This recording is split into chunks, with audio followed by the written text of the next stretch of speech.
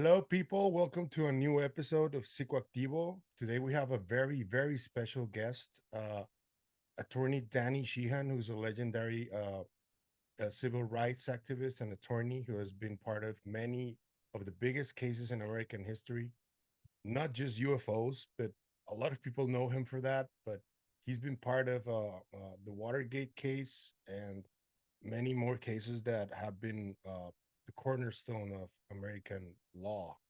Uh, and I'm very honored to have you here, sir. Welcome. Terrific. I appreciate it. Thank you. How are you doing? How's it going with all the, you know, the Pretty latest? hectic. Pretty hectic. Things are happening every single day. We've got additional whistleblowers coming out to us to have our attorneys represent them. We're here at the New Paradigm Institute. We have a dozen lawyers who are uh, being highly trained to do the defense work for whistleblowers to protect them at all stages. We've got there's active efforts going on now to redraft legislation to put the enforcement provisions back into the act that was passed in December. We've got AARO has just released a document yesterday, which is a previous proposal. That was Uh, my first question, though. yeah, right. Yeah. Have you read it Oh, yet? sure I have. Sure I have. Yeah. Yeah. What do you think about it? The old remote viewing stuff and you Yeah. know Well, controlling craft with your mind. That was y- pretty wild y- to read, right? Yes, yeah, that's why it bore some close examination on our part. We've been engaged in that process. I mean, there's a sophisticated level of understanding it from our point of view because, I've been familiar with this all this information for some 47 years now.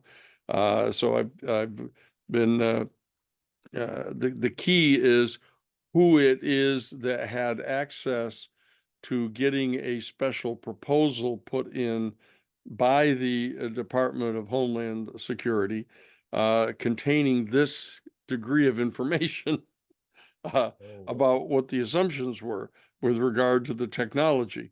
We've now ascertained who that is.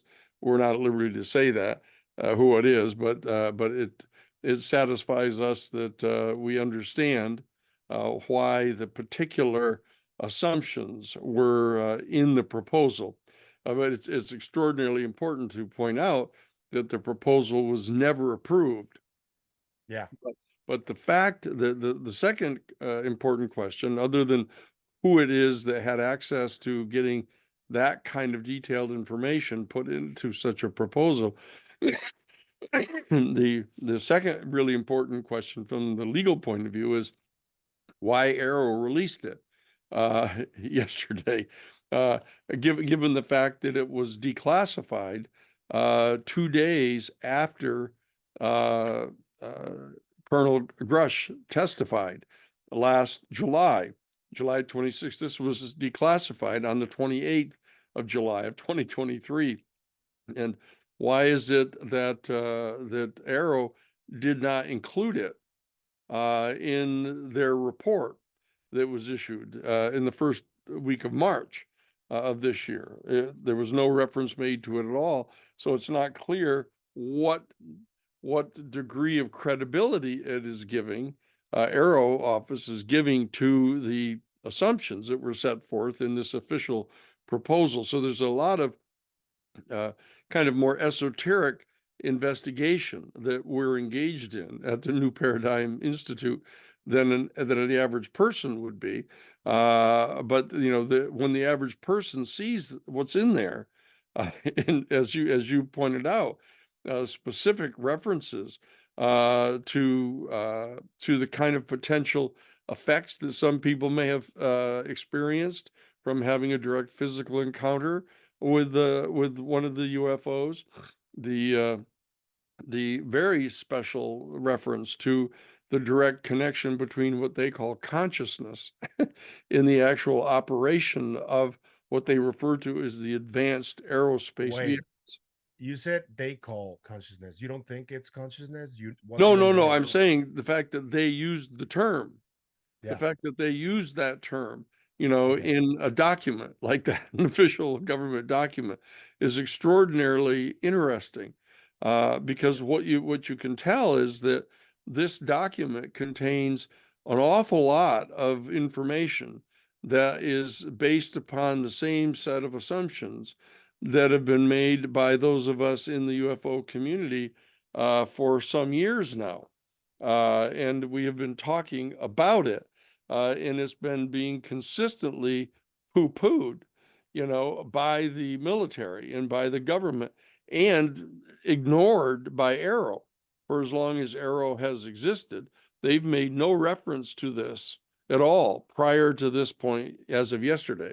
And so that it's really interesting, why they chose to hold back on this information and why they released it yesterday. But Do you it's think they are trying to control the narrative by doing this? Well, it depends upon the degree of trust that you have in what they're doing.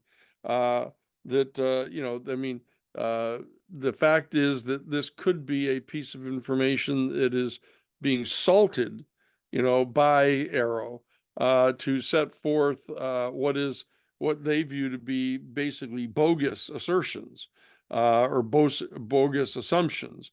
So it's not clear at all why they did this, right when they did, and what degree of trust can really be reposed in AARO of what they're doing, because clearly their March 1st report, you've seen the extensive critique that's been mounted against that, and the detailed analysis of the critique that was posed by Chris Mellon Yeah. in the debrief.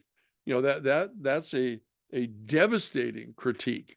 I mean, it's from a person who was the Deputy Assistant Secretary of Defense for Intelligence under two separate federal administrations. Chris Mellon, to be able to sort of excoriate that report.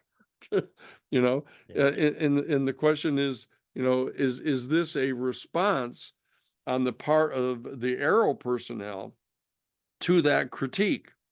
Uh, and how motivated are they to be engaged in some kind of tit for tat with Christopher Mellon?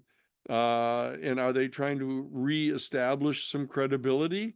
Or is the AARO office attempting to seed the narrative with some piece of information which may be luring people in to treating that proposal as though it were some kind of top secret program that was really operational in the government, so that that when one's engaged in these discussions personally, as we are in Washington D.C., one has to be always cognizant of the kind of chess games that are going on right now. Right. So this seems to be a move that was made in some kind of a chess game.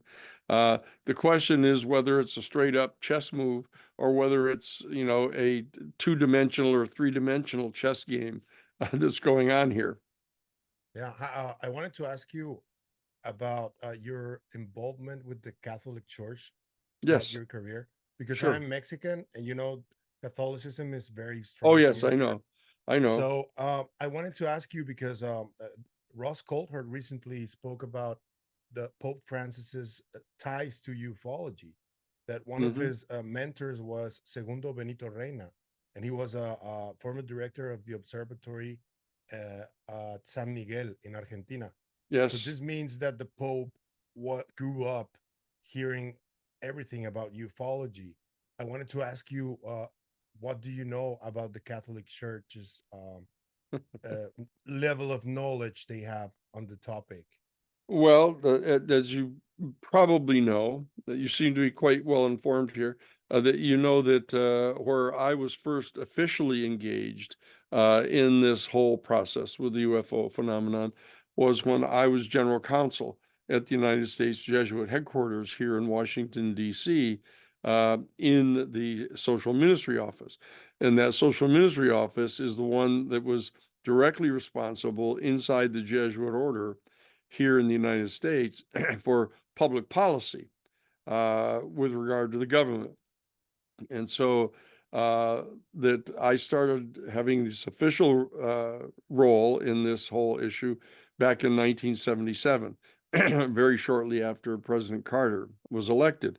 And so that there were a number of steps that were taken by the church and church officials at that point in time when President Carter asked to have a special investigation conducted, a special research project actually conducted by the Science and Technology Division of the Congressional Research Service. And that it was the director of that program, Dr. Marshall Smith, that contacted me at Jesuit headquarters and asked me to contact the Vatican in my capacity as general counsel at the Jesuit headquarters in their public policy office. And so I did. And I asked if we at the Jesuit headquarters could be briefed by the Vatican archives on what it is they had on the issue of UFOs and the issue of extraterrestrial intelligence. And to my number one, the fact that President Carter would ask that those two specific issues be investigated. Not only the reality of the UFO phenomenon itself, but its potential connection to extraterrestrial intelligence. To make that assumption was an important piece of information that came to us at the Jesuit headquarters. It was a special piece of information that came to us at the Jesuit headquarters that the director of the Central Intelligence Agency, George H.W. Bush, at that time in 1976, had refused the direct request of President-elect Carter to brief Carter on the UFO issue. I mean, the refusal to do that, instead of just saying there's nothing there, or agreeing to brief him, the fact that he refused to brief the president-elect is extraordinarily important. And the fact that we were given that information that he had refused was very important. And thirdly, it was very important that when I was asked to become special counsel to that investigation and that research project, that my superiors at the Jesuit headquarters agreed to have me do that. Wow. To serve in that position. And when I sought permission to actually write the letter to the Vatican archives asking for our headquarters to be briefed on that, that was also approved by the Jesuit superiors. Wow. That's huge. And the thing that was peculiar is that when all of that had already taken place, the fact that the archives at the Vatican refused to give us the information. That was really interesting because they didn't say they didn't have any information. What they said is they weren't going to give us access to it.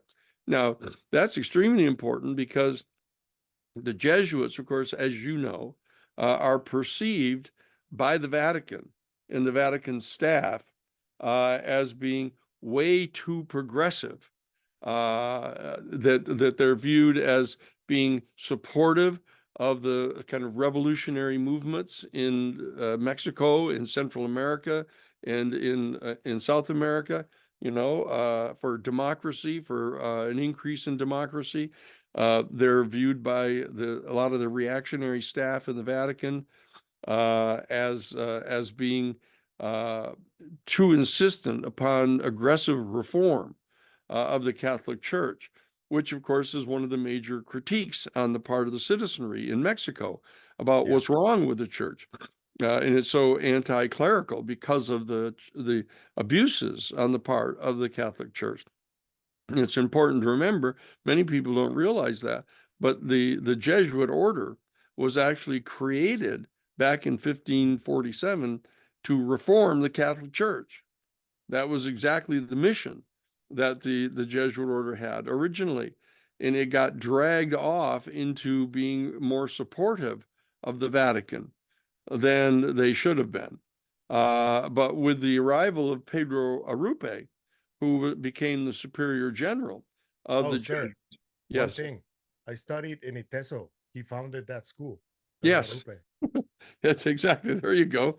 That, see, when Pedro Arrupe arrived as the new superior general of the Jesuits in 1962, he brought about radical reforms inside the Jesuit order, inside the Society of Jesus, that he insisted that they get back to their original mission of reforming the Catholic Church and getting the Catholic Church to serve the legitimate purposes for which it had been founded originally.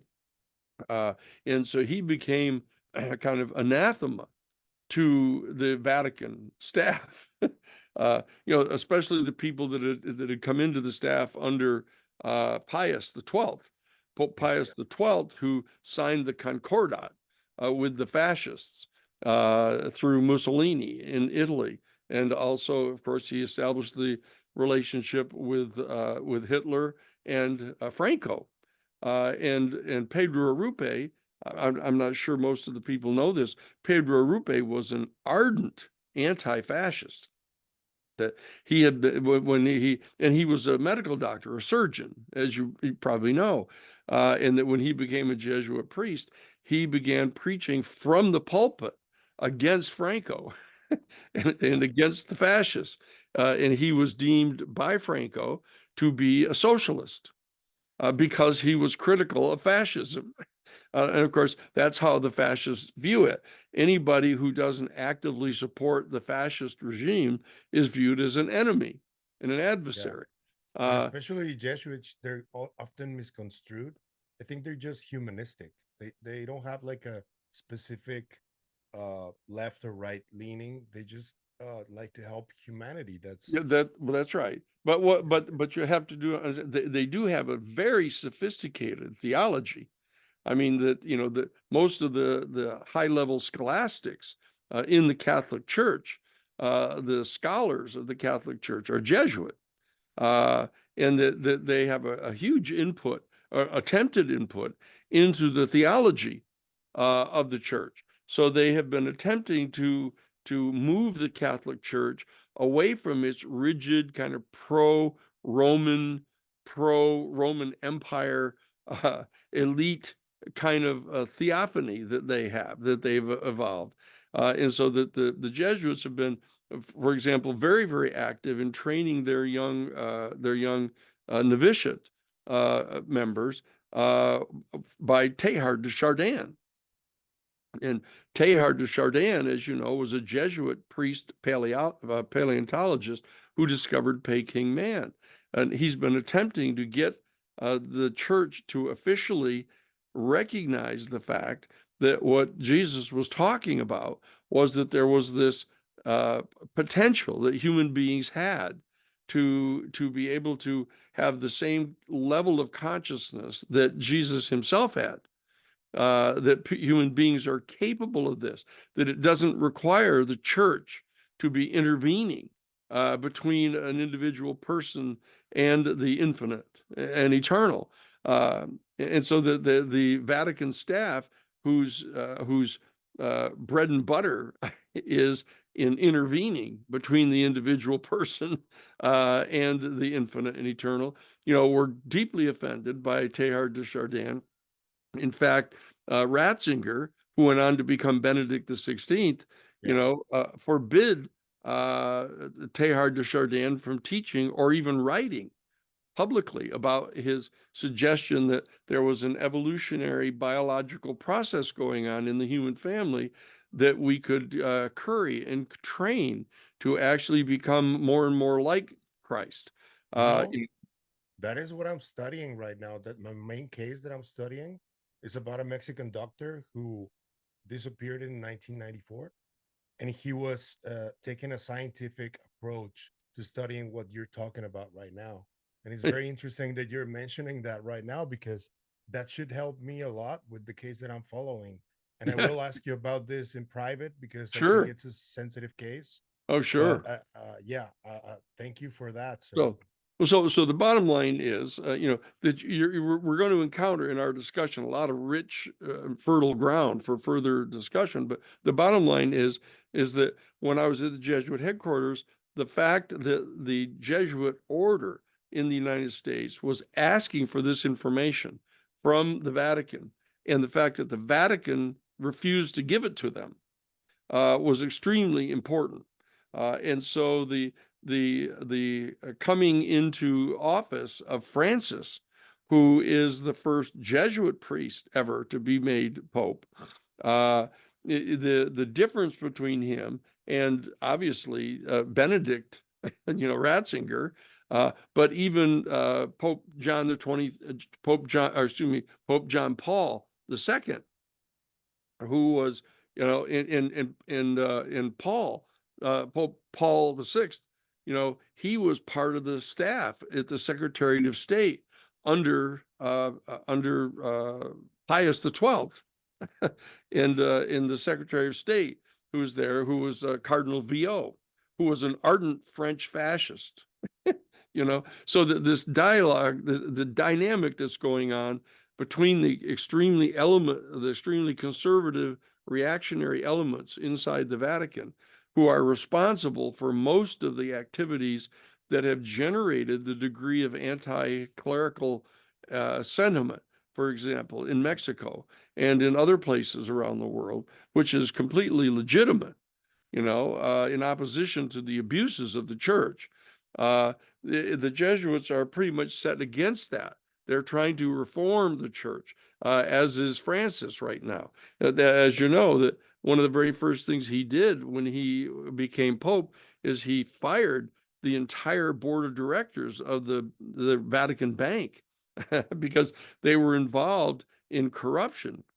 That whole thing with Banco Ambrosiano, and Roberto Calvi and Bishop Marcinkus, and that whole operation where they were involved with mafia people, and they were involved in weapons trafficking, for personal profit for the bank, and of course that was one of the very first things that John Paul I targeted when he first came into office, that he was going after the Vatican Bank, and suddenly ended up dead, within basically weeks of having been chosen. And then Paul VI got instead, or John Paul II rather, and that those were all people that were much more sympathetic to the more conservative or reactionary history of the Vatican. But Francis has been a champion of the more progressive Pedro Arrupe, Teilhard de Chardin kind of scientific approach to this entire issue of consciousness of our human species, and how we relate through our consciousness to what may well be the infinite and eternal sea of completely undifferentiated consciousness, out of which the material universe arises. So that this entire theological discussion, bears a great deal of analysis here.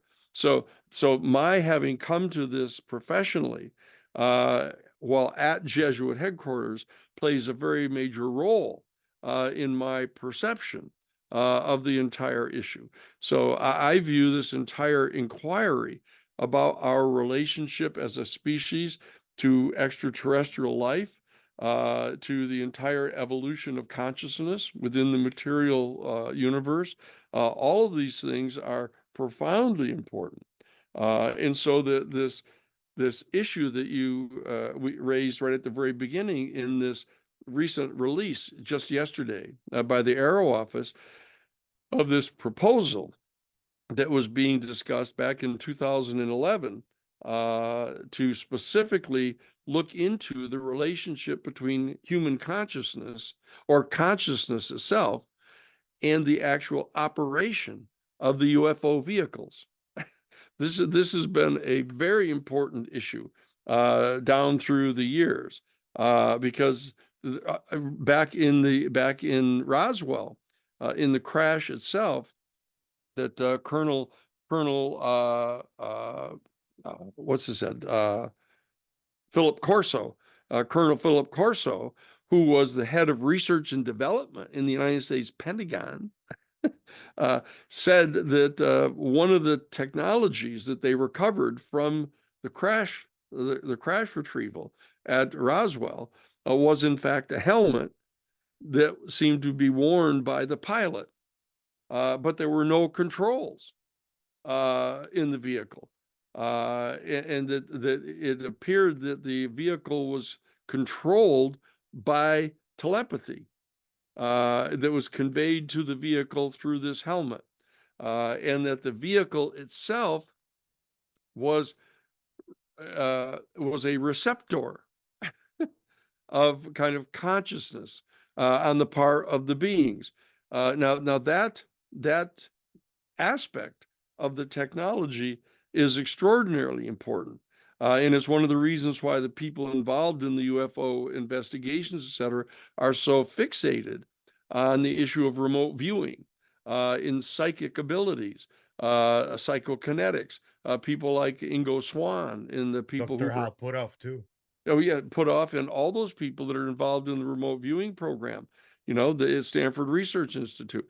This is a very definite element of the investigation that's going on pertaining to the UFO phenomenon and whatever life forms are behind the UFO phenomenon. That this is an extraordinarily important element, and it runs right into the field of theology, because theology ultimately is about all this, about human consciousness and the role that consciousness may play in actually determining the rate of evolution, not only of an individual person in their own lives, but in the species as a whole. That the rapidity with which we can evolve toward the omega point that Jesus was talking about may well be influenced by the degree of consciousness that a person has. This is what they call the ontological question. Not only the inquiry into what the nature of consciousness is, but what role it plays in bringing together, extremely interestingly, differing amounts of life forms of the cells in a life form into a more complex next state of evolution, where for example, you take a number of single cell life forms from the ocean, and each of them has this absolutely minimal level of consciousness. But when they come together and through some interesting process, they come together and join together these individual cells of living consciousness, and all of a sudden this springs into having a collective consciousness, a consciousness of an entirely new entity, and that the minimal consciousness in each individual cell in that larger entity becomes kind of muted.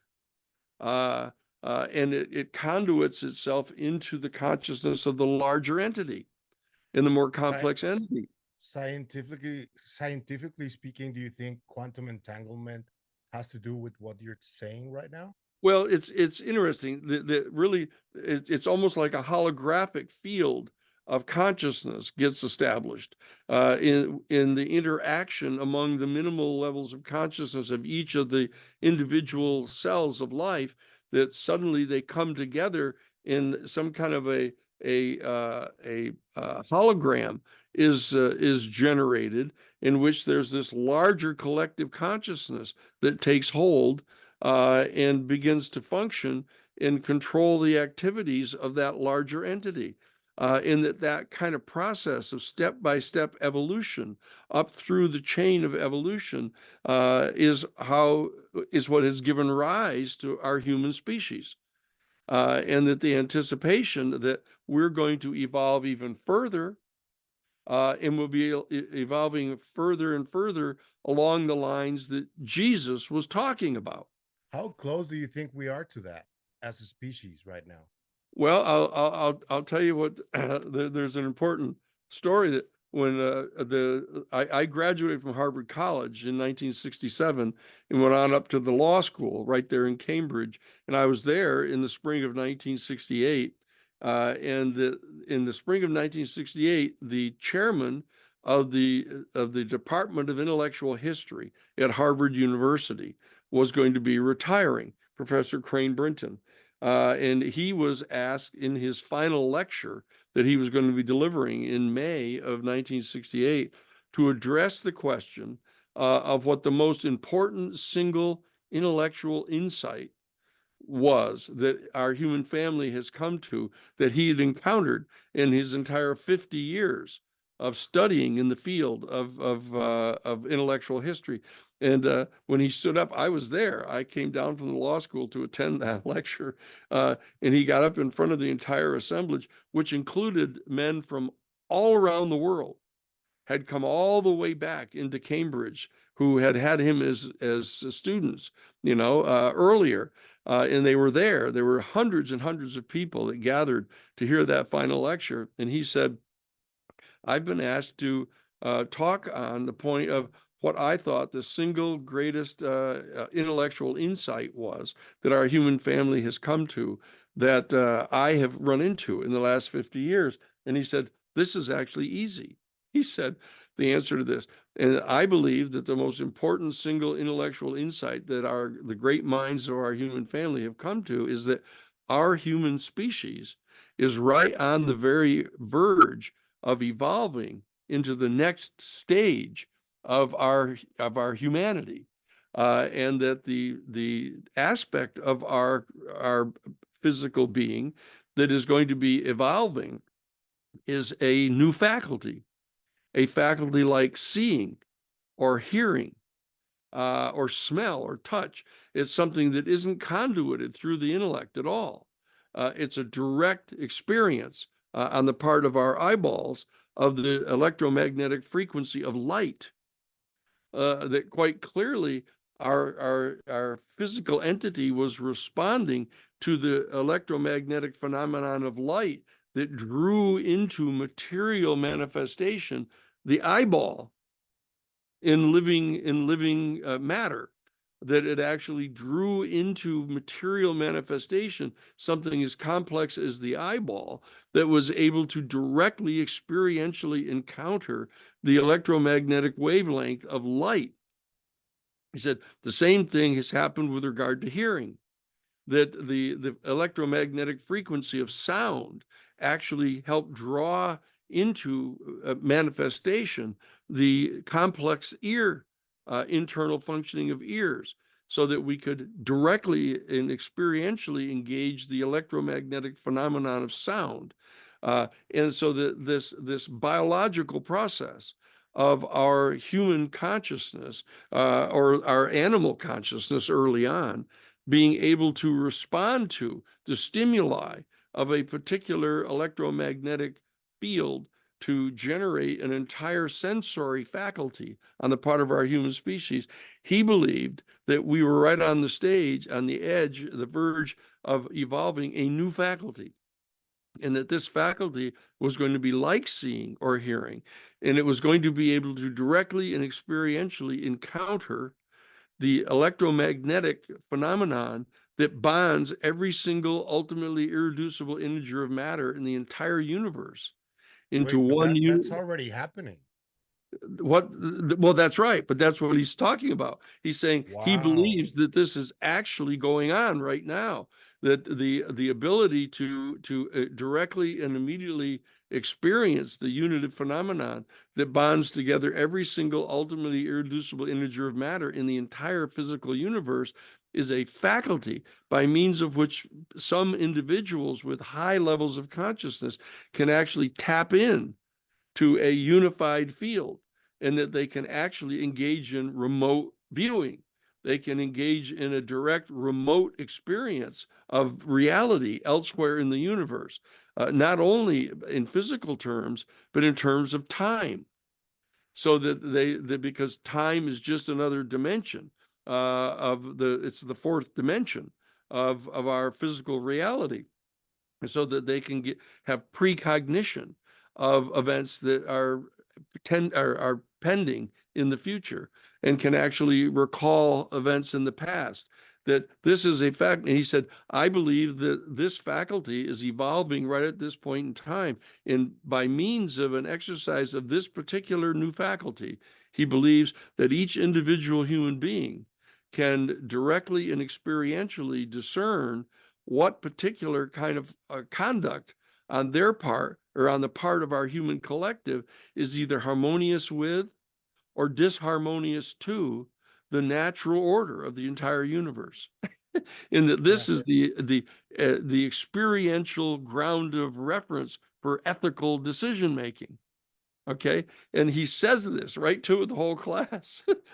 And he said, and not only that, he said, the gentlemen, because we were the last all male class at Harvard that graduated in 1967. So he said, and gentlemen, I think that that is one of the reasons why so many of you refuse to go fight in this war in Vietnam. That's what he said in May of 1968.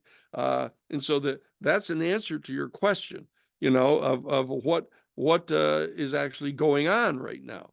And what do the Jesuits, who are the scientists and the metaphysicians and the scholars inside the church, how are they coming to grips with this? How are they trying to get this translated into scientific terms so that the entire doctrines of the church can be modernized, so that people can understand that this is real? It turns out that what Jesus was saying is real. It's not something you just have to either believe the church or not, or And the it has church. nothing to do with religiosity either. No, It's it doesn't have anything yeah, to do with it. But the institution of the church can, in fact, under the leadership of the Jesuit order, can potentially be brought up into the 21st century, so that we understand that there is a phenomenological process going on that our human family is taking part in moving into the future to be able to evolve this faculty. And this is directly related to our encounter with other beings from other star systems that may have existed for 1 billion, 2 billion, 4 billion years, longer than we have.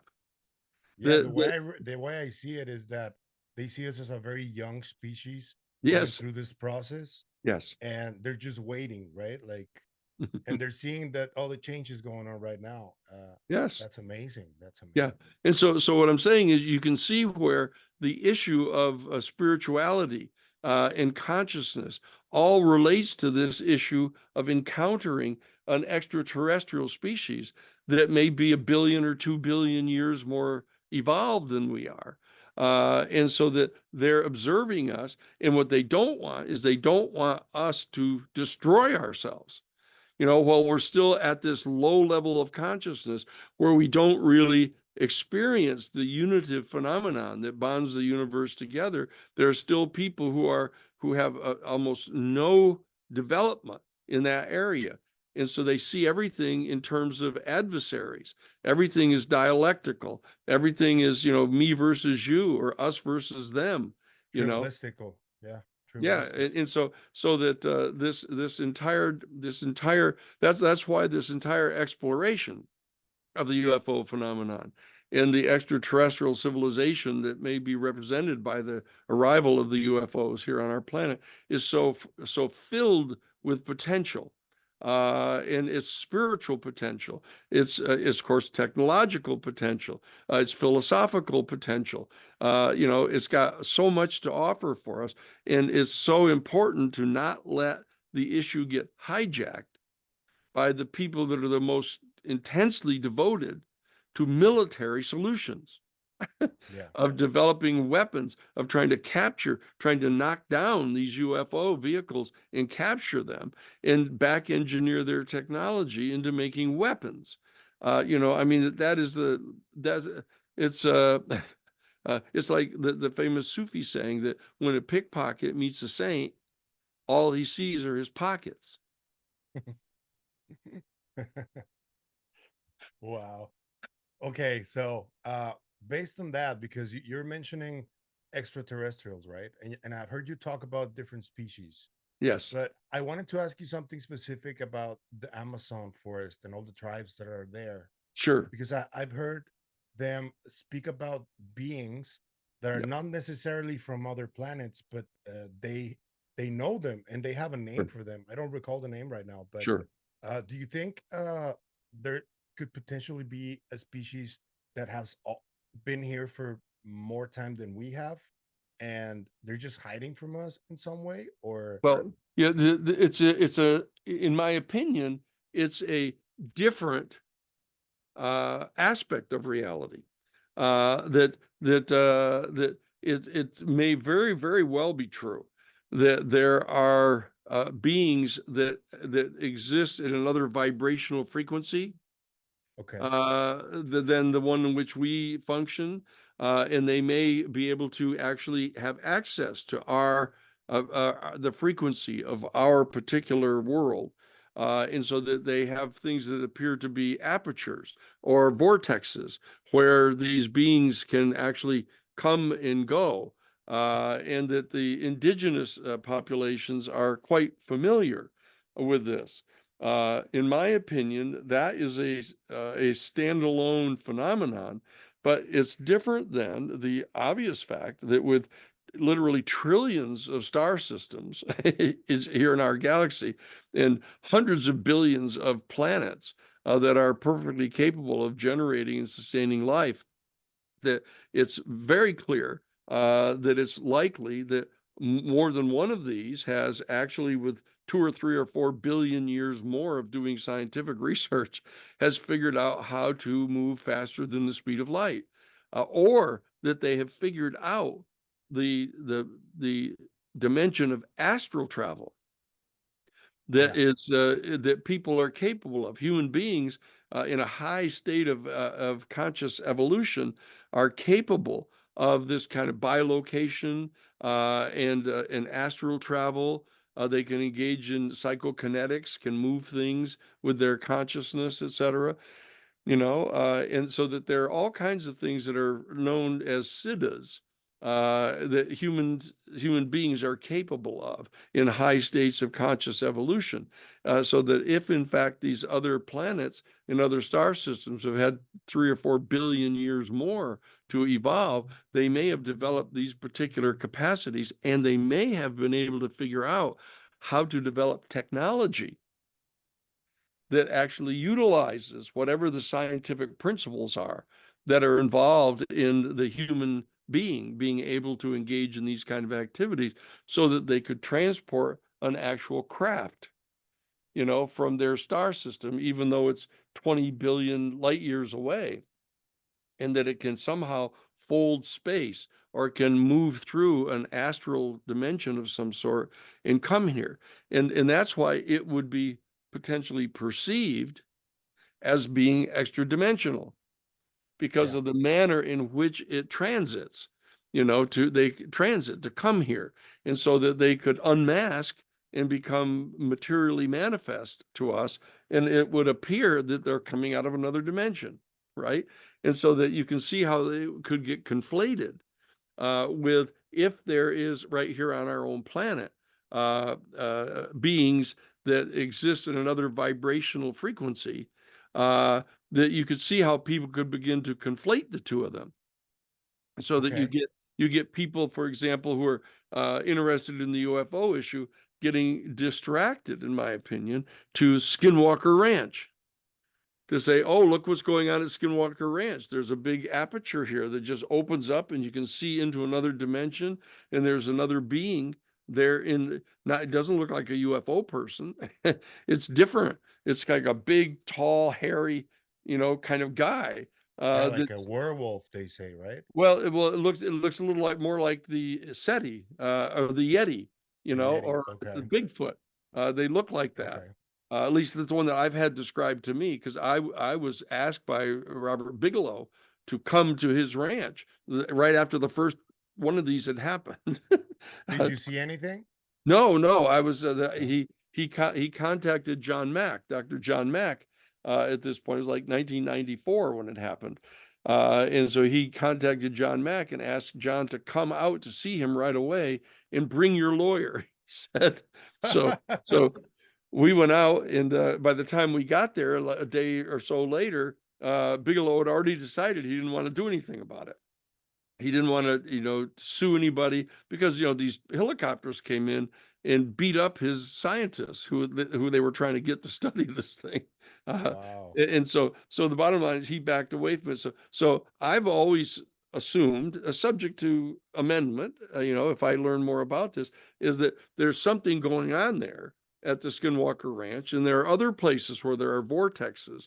Sedona has these vortexes, where they may be able to open some kind of an aperture that gets access to kind of another vibrational dimension. But I don't believe at this stage, I don't believe that that's the same thing as an extraterrestrial civilization that has mastered the technology, which is related to consciousness, that is able to transport here. But I can perfectly understand how people would conflate the two of them because they Yeah. present in very similar ways. Uh, And it's multiple phenomena then that's happening right. at the same time. That's exactly right. And that's one of the things I've discovered over 50 years of conducting major investigations. And I've turned this history and this experience now toward the UFO thing completely here that I'm working on. But a lot of times in investigations, what you discover is two different things coming together and conflating, in that people get really confused, and they lose track of a line of investigation because they're distracted by something else.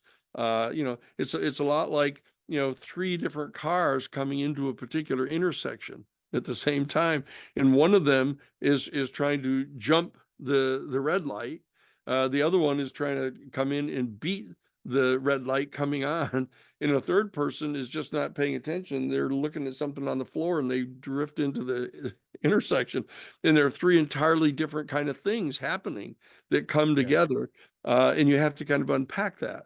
Okay, and so I think that we need to do some unpacking of the difference between this extra dimensional experience that people are having. In the indigenous community is quite adept at understanding, and this other issue of actual organic beings, physical material beings coming from other star systems coming here. In the indigenous people, of course, with the memory that they have, the oral traditions and memory, that they have encounters with what they call star people, very specifically, but they have other experiences with these other dimensional beings. And also, They I think these cultures have more developed through shamanism. They yes, have developed this new way of new sense that you were talking about. that's I right. think That that's is it, right. right? That is right. And they spend most of their time doing it because they're not distracted by getting and spending and laying waste their powers, watching football games and hockey matches, and that they're into focusing on this. Their entire cultures, as you know, in South America, they spend all their time dreaming together, having Yeah. collective dreams, and then sharing that they spend their time talking with. But in order to go to one of these communities deep in the Amazon, you get to them via a canoe, and you get to the place. In over 5,000 years, they haven't even built any steps coming up off and from the riverbank up into their little community, because they just aren't into that. Yeah, but they're into this other thing, this other extraordinary experience of consciousness and collective consciousness, which they stimulate with different types of organic materials that they encounter, the ayahuasca and the psilocybin mushrooms and things like that. And so that they've stimulated that particular phenomenon. And so that they have in a sense, a very sophisticated set of experiences with this phenomenon. Do you think these psychedelics can help us understand the phenomenon better too, if Oh, yes, done properly. it's perfectly clear that's true. Because you know that in that the research is now rampant in this area, where they're making it obvious that that, for example, the psilocybin is able to stimulate this particular unitive experience that people have, and once they have encountered it, then they realize that it's there. It's always there. It's kind of available for them if they would direct their consciousness inside, and really do the kind of meditation and control their diet so they're not eating all kinds of foods that kind of suppress their energy, or engaging in kind of reckless, aimless sexual activity that super stimulates your whole body, in this subtle experience of these subtle dimensions is lost. And that's so that there's a whole, and this is an open secret basically in our human family, that major spiritual traditions have been trying to communicate this message for 1,000 years, 2,000 years, 5,000 years.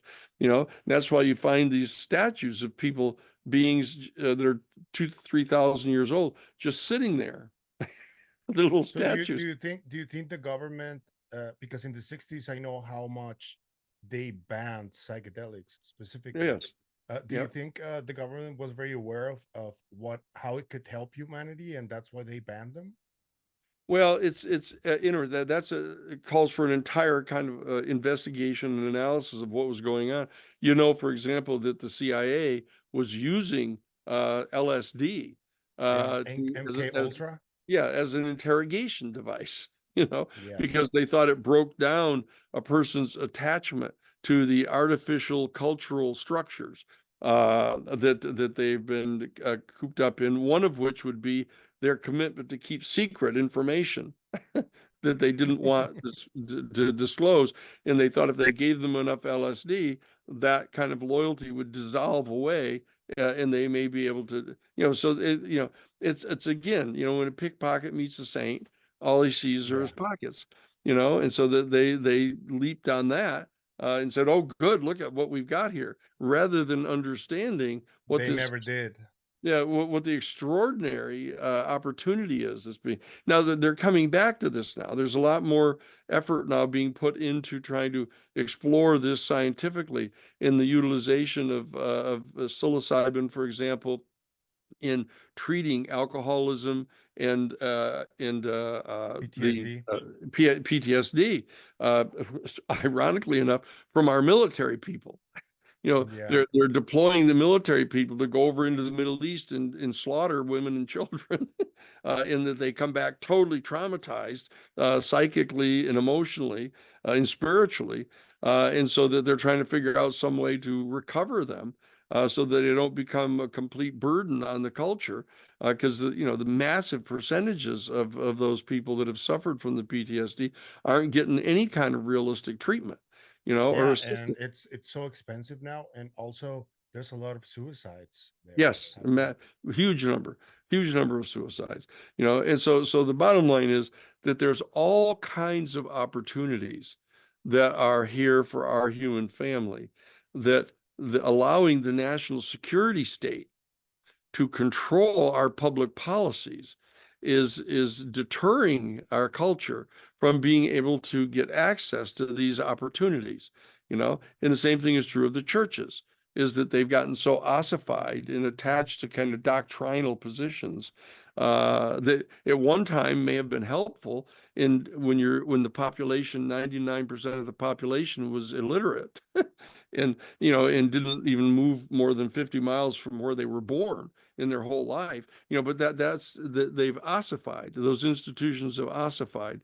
And what we need to do is, in the face of the arrival of the UFO people, in the need for our human family to really to gin up our understanding of ourselves, and get access to the real secret data that exists with regard to our own physical capacities and our own psychological and spiritual capacities, that we have to try to accelerate that knowledge so that people can get ready for this kind of encounter and not be so completely flabbergasted at the kind of capabilities that the other beings are capable of displaying.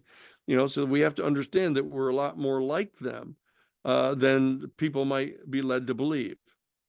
I think that that goes hand in hand with trying to get the masses to understand their own capabilities too. So Absolutely. yeah. Absolutely. Absolutely. Uh, I wanted to ask you about the interdimensional stuff because I have noticed that mainstream science, whenever they hear that term, they flip out and they get really angry and they say that's nonsense. What Yeah. do you say to them? What do you say to Right. the scientific community that has been, in a sense, very much behind all of this? Well, for example, this takes us once again to the Kona Blue project that you saw in a number of different places, 3 or 4 separate places. They make reference to this dimensional time barrier that is specifically referenced in the proposal, so that they clearly are attempting to explore this issue of the interdimensional capacities of these craft, and so that again they may be conflating the simple extra dimensional beings that may exist here on our own planet with the UFO beings that are coming and going, and their vehicles unmasking and giving the appearance of being extra dimensional. But we may help them untangle that conflation, but it's very clear that there exist other dimensions. As to what the nature of those other dimensions really is, and how complex that other existence is, and what kind of interrelationship there may be between the dimensions here on our planet, is an entire area of investigation. But as I said, in my own personal opinion, we're going to benefit by focusing on the extraterrestrial aspect of the arrival of these beings from other civilizations that may be several billion years in advance of us, so that we can really benefit positively from this experience, and not conflate it with things that may be simple. It sounds strange to say it, but simply extra dimensional. Yeah, it sounds really strange though, but I get what Yeah. you're saying. And also, do you think the ontological shock in the scientific community will be big when this happens? Because I think they have been for a long time in denial of many of these things. What do you think about that? Well, that I think, 1988 was an extraordinarily important period. I think it was in December of 1988 that the astronomical community actually, for the first time, confirmed the existence of another planet outside our solar system. And the scientific community, because they're such ardent scientific, logical, positivist materialists, have been self-consciously constrained in acknowledging any aspects of reality that they can't weigh and measure, and see, with their own 5 senses, even amplified by microscopes and telescopes. But so that until such time as they can confirm it tactilely like that, they just act like it's just not there. And so all of a sudden, as soon as they realized that other planets existed, then what they did is they got busy and they launched other things to supplement the Hubble, where this was discovered. And then they put up the Max Planck telescope. They put up the James Webb telescope. They put up these other telescopes that are specific planet hunters. And so now they've discovered literally thousands of other planets, and that they're now, with the James Webb, they're going to be actually capable of, in effect, reconstructing the atmospheres and the surfaces of these other exoplanets. And so that now that has happened, that was an extraordinary step for the scientific community, that even though they weren't wedded to the old view that our planet is located in the geophysical center of the universe, they weren't far from that. they still kept believing that our solar system was the only solar system in which they would really assert that another planet existed, so that they've made that leap.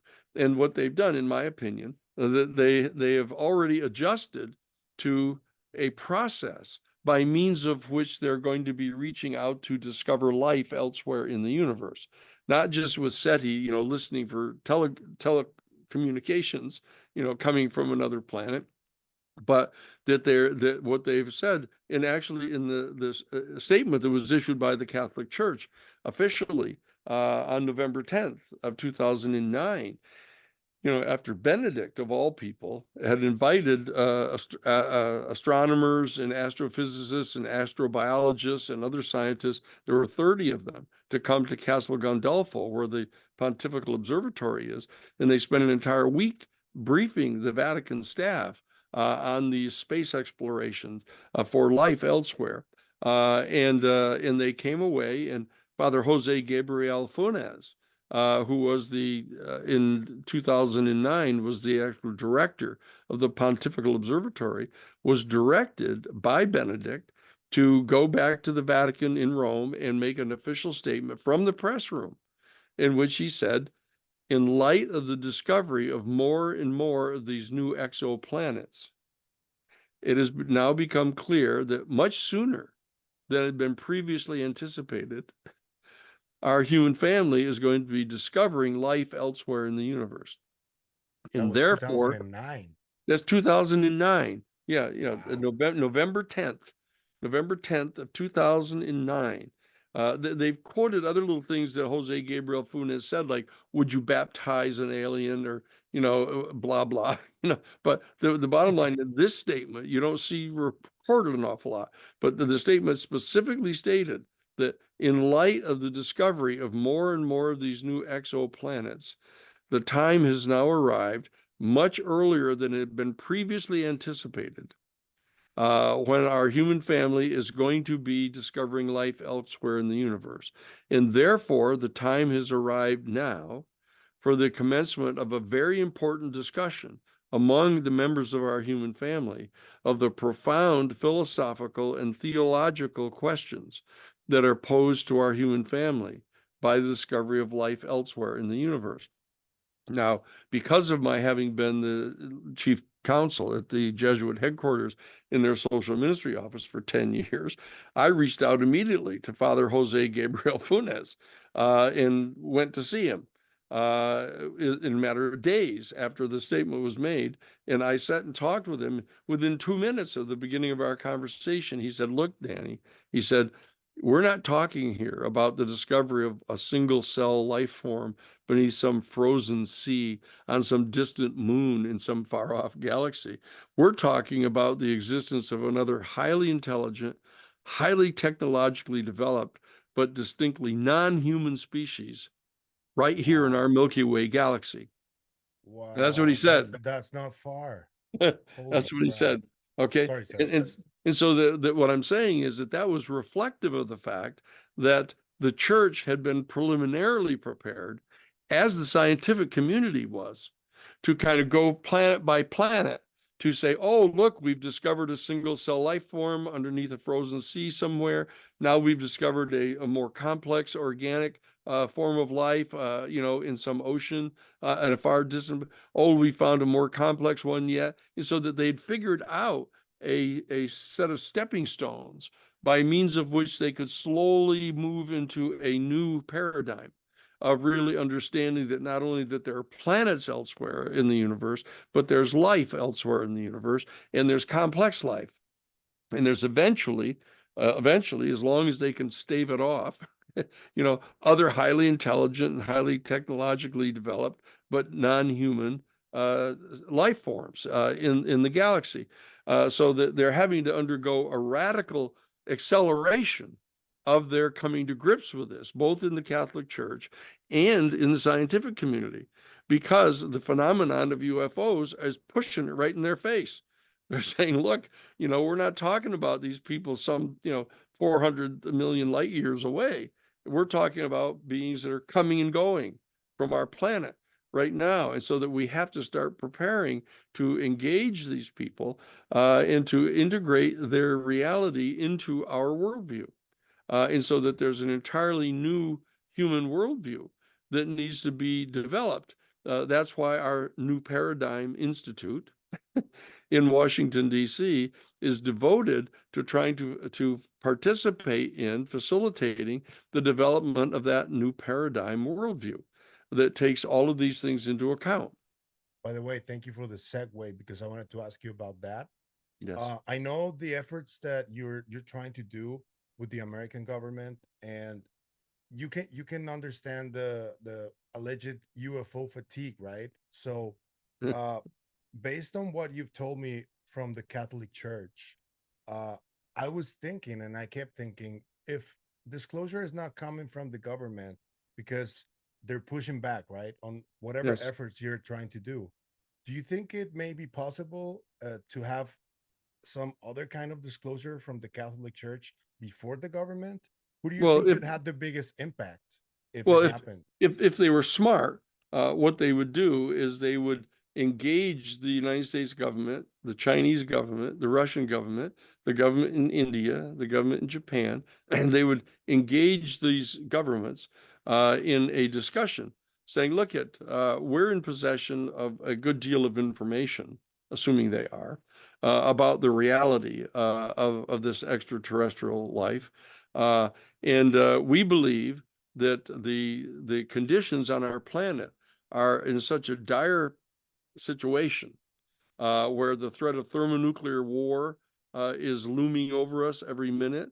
You know, the ravages of global climate change and the failure, the refusal on the part of the governments to really come to grips with that in a serious way, no matter how much palavering they're doing about it. You know, that we're inclined as the church to reveal this information. And that we would like to establish a relationship with the governments, the major governments of the world, to facilitate this process, and that we want to have a controlled disclosure campaign rolled out here.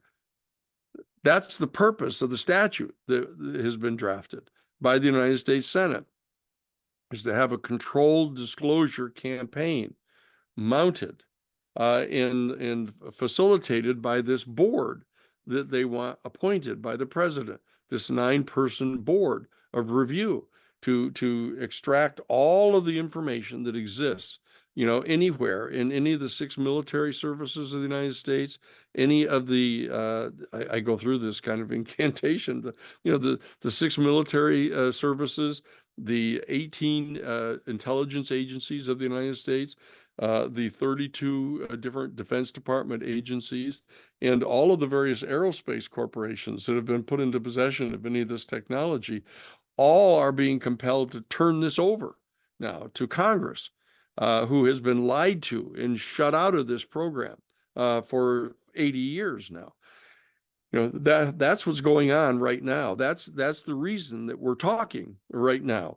You know, you and I might have found each other independently because of our common interests in these things, but this is what's stimulating what's going on right now. That this call for a controlled disclosure campaign has been issued by the United States Senate Intelligence Committee. This is the time has come to do this, and that whatever it is that they know or may know that is stimulating them to do this now, the bottom line is they have come to this resolution. I mean, this is an extraordinarily important historical moment that we're talking Yeah. about. When you can get all 17 of the Republican and Democratic senators, you know, in the United States Senate to unanimously support this bill and to participate in drafting this bill out of the Senate Intelligence Committee and Armed Services Committee, to draft this bill to be able to establish a controlled disclosure campaign that has a 7-year sunset clause on it, so that you can tell that they're planning to kind of roll this out over a 7-year period. That's an extraordinarily important historical moment that we're talking about here. And the fact that there's a handful, three or four, you know, well-placed reactionary congressmen, who are in the pocket of the aerospace industry, in fact, who pay for their campaigns, basically, that want to control and maintain private ownership over the technology so that they can make trillions of dollars of profit for their shareholders or for themselves, is the temporary problem that we've run into, and we have to overcome that. So that I would say that the Catholic Church and the Jesuit order, which are make up most of the diplomatic corps, actually, of the Vatican, are smart enough to try to generate some kind of a coordinated program so that the governments are involved in it, the institutions are involved in it, the legal structures are involved in it, along with the church structures, because as you know, they're integrated. Now, it's a collective human process by means of which we articulate moral norms and ethical principles and governing principles so that we can live in a peaceful and cooperative and ideally prosperous, yet environmentally sustainable culture, but it's not doing well right now in those regards. And so the moment is coming upon us when somebody needs to take radical action here. And that the Senate Intelligence Committee has taken that action. They've kind of surveyed the field and they've come up with this particular resolution of how to go about doing this. And there's a tiny handful of these outliers, like Michael Turner, who is the head of the House Intelligence Committee, who happens to come from the congressional district of Wright-Patterson Air Force Base, where the craft that crashed What at a Roswell was. coincidence. Yeah, or not, and so these guys are basically sticking their thumb in the eye of the rest of the world. So we've got to take steps to overcome that kind of resistance, whether we have to bring about amendments in the structure of authority inside the Congress or whether we have to do something else. The bottom line is the New Paradigm Institute is deeply engaged in this process of attempting to facilitate the bringing about of this controlled disclosure. And we're also dedicated at the same time to maximizing the amount of information that is going to be revealed to the people about this. And at this point in time, we've not been persuaded as to what information ought to be continued to be kept secret, because it doesn't strike us as having any kind of merit to it. And so that whatever the motives are to try to keep things secret seem to be all devoted to some more sinister, selfish interest, military or geopolitical, and that we don't have the luxury of that kind of time here, because of the dangers of thermonuclear war and the dangers posed to us by global climate change. We've got to take some radical action here as citizens to save ourselves from this elite, that are so selfish and greedy, that they're trying to keep this in their own private possession. If it's okay, I'm going to ask you three more questions and Sure. we can wrap it up. I wanted to push you on that, what you just said.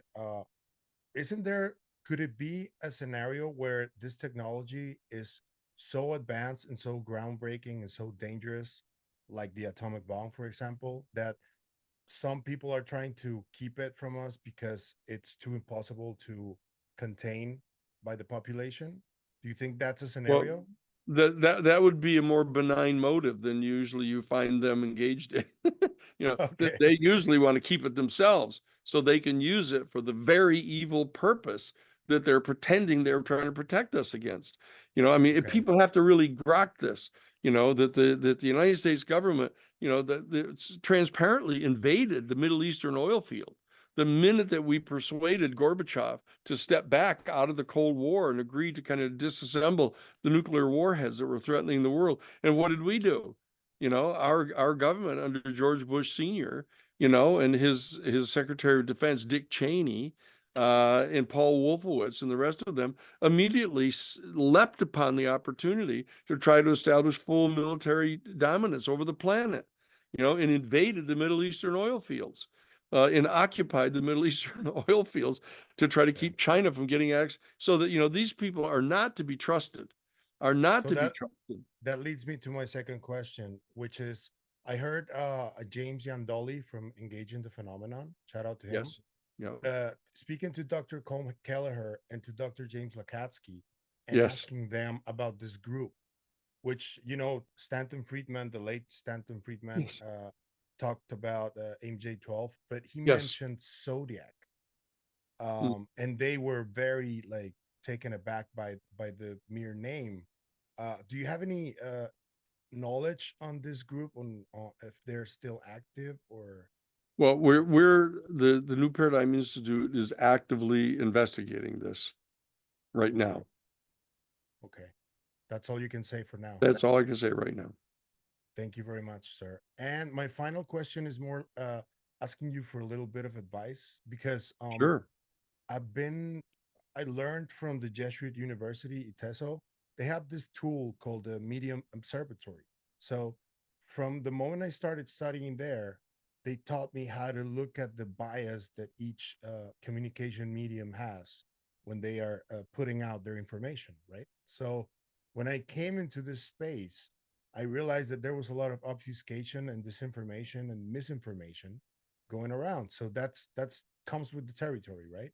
So Yep. I wanted to ask you, how do you navigate this, the disinformation and misinformation on the topic that has seemingly permeated social media? Do you think Operation Mockingbird, for example, didn't actually end and they just changed the name? What do you do when that comes to you? How do you identify what's misinformation and disinformation? Well, that's a great question, but they did not stop the Project Mockingbird. The fact that it got revealed, and that they during the church committee hearings back in 75 and 76, at that time they identified 42 specific, deeply embedded CIA national security people inside the major media, and that there's still those kind of people there. They have them now as their national security reporters. They call them that. They've got an official name for them, and that gives them liaison into the national security information, so that they can get good sources. And then, but the cost of that compromise is that they agree not to reveal certain kind of things. So they're participating in maintaining the national security state. Okay, so that's definitely going on. So I know that. And I know that now with the availability of the internet, there's all kinds of narratives that are being put into the public narrative, that you have to assume are coming from that same source, that are trying to obfuscate and confuse everybody and et cetera. And then you have the players that are just uh, I, I don't want to be vulgar here, but Go they're ahead, just sir. they're just the kind of people who would, like, when they were younger, they'd go around cutting people's clotheslines, and pooping in a bag and lighting it on fire and putting it on somebody's porch. So, I mean, they're just vandals. They're vandals where they're just Adolescent making up. vandals. Yeah, they're just making up stuff and throwing it into the pot. Guys like Corey Good, just making up stuff, and insisting upon getting people to trust him and to believing that it's true. Take my word for it, and he's lying to people all the time. That kind of stuff goes on. So you have to try to filter that stuff out. But I've been at this for 50 years, doing cases that are almost all of them involved national security state people at one level or another. And so you have to learn how to figure out what they're doing, what kind of narratives are that they're trying to put into the mix, and that there's crazy people around all the time and irresponsible people around, so that we've developed a team of investigators and researchers and stuff that can kind of cull through this stuff and try to figure out. We're in the process right now of preparing 100 facts pertaining to the UFO phenomenon and the extraterrestrial life forms. So that we're working with Richard Dolan to do this, and we're going to put this out as kind of an authoritative position that the New Paradigm Institute has. Say, look, let's start here, so that we can assume these things to be true. And then we're going to work on from there. Here are some other areas that we're exploring, that we're trying to develop the answers to these questions that can be reliable. And so that process is going on right now. But it's an important process because until such time as people were willing in the mainstream to acknowledge that UFOs were real, you couldn't get anybody in the academy, in the universities, engaging in these kind of conversations. They thought that they were under this fatwa to not even go near that subject because it was inherently destructive of your career if you tried to even talk about it. So now we're right at the stages of soliciting and getting responses from people in different universities, in different areas of human knowledge, that are coming forward now. We have 550 volunteers now, working with our New Paradigm Institute. That we have lawyers that are working with us, philosophy professors, theology professors, scientists, etc. So that what we're doing is what the New Paradigm Institute is doing is trying to coordinate all of that activity so that we can get everybody going in the same direction and eliminate the kind of conflicts and fights and stuff that people are engaging in. And the only people that you want to eliminate from this conversation are the people that are proven liars, not just people that people disagree with, or think that they're wrong. That we've got to be able to take all of this information in and evaluate it, and that's what the New Paradigm Institute is doing right now, and that we're going to be issuing the white papers. We have a course that we're teaching that you've probably heard of. We're teaching it in combination, in partnership with the Ubiquity University, which has been accredited in Geneva at the International Collegiate Accreditation Bureau. This is giving people credit toward a college degree in the study of extraterrestrial studies. And so that we're going to be generating master's degree theses. We're going to be generating PhD degree theses of people studying these things and doing the kind of concrete research and vetting them very tightly so that they're meeting the standards for master's degree and PhD work. And we're going to have all these resources available to us. So the people at one and the same time are gaining college university credit toward a professional degree, and yet they're working with us and helping us participate in this exploration.